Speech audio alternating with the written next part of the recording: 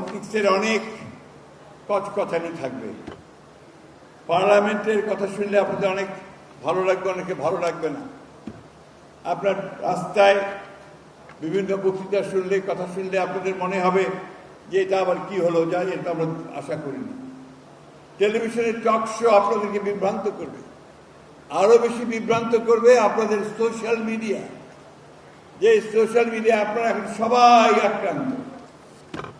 এই বিষয়গুলো সম্পর্কে আপনাদের ভাবতে হবে। অস্ট্রেলিয়া একটা উন্নত দেশ, 16 বছর বয়স পর্যন্ত তারা সোশ্যাল মিডিয়াকে ব্যান করে দিয়েছে তাদের ছেলে মেয়েদের জন্য।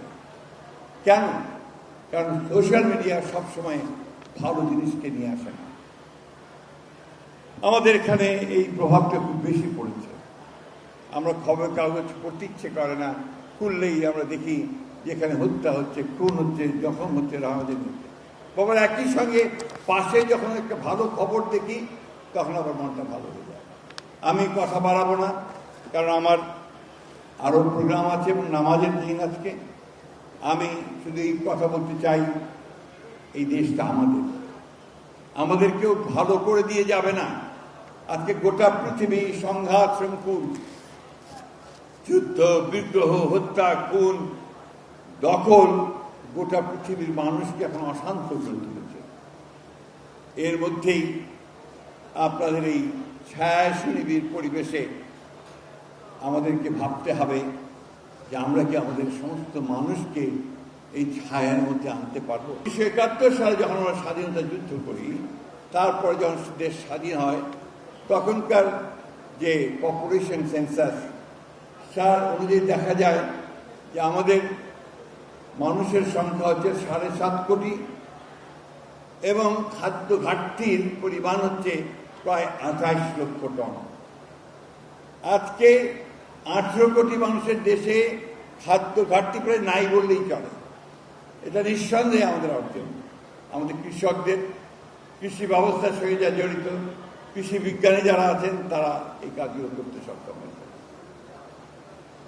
এরপরে আমরা দেখেছি যে আমাদের তরুণদের মধ্যে একটা বিরাট অংশ তারা নিজেদের উদ্যোগে তারা কাজ করছে, ব্যবসা করছে, ব্যবসা প্রতিষ্ঠান গড়ে তুলছে, কারখানা গড়ে তুলছে এবং এমনকি গ্রামে কৃষিকাজের সঙ্গে জড়িত হয়ে সেখানে কৃষি উৎপাদন বৃদ্ধির চেষ্টা করছে। এগুলোকে আমি নিঃসন্দেহে ইতিবাচক দিক করি। মাত্র 55,000 বর্গ মাইল জমি। আমার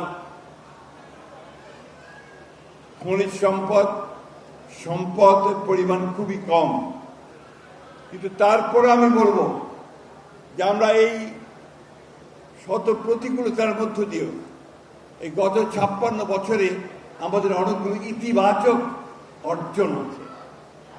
সেই অর্জনগুলো কি আমি আপনাদেরকে একটি কথা বলি যে উনি একই সময় প্রায় সিঙ্গাপুরও মধ্যপ্রাচ্য থেকে বেরিয়ে এসে স্বাধীন হয়েছিল। আজকে সিঙ্গাপুরে গেলে মনে হবে যে সিঙ্গাপুর একটা সবচেয়ে উন্নত দেশের মধ্যে একটি, যেটা তার নাগরিকদের, তার মানুষদেরকে ন্যূনতম সুবিধাগুলো দিতে পেরেছে। আমি জানি যে সিঙ্গাপুর খুব ছোট্ট একটা দেশ, মাত্র 60 লক্ষ মানুষের বাস। অথচ আমি যেটাও জানি যে আমার এখানে প্রায় 180 মিলিয়ন লোকের বাস।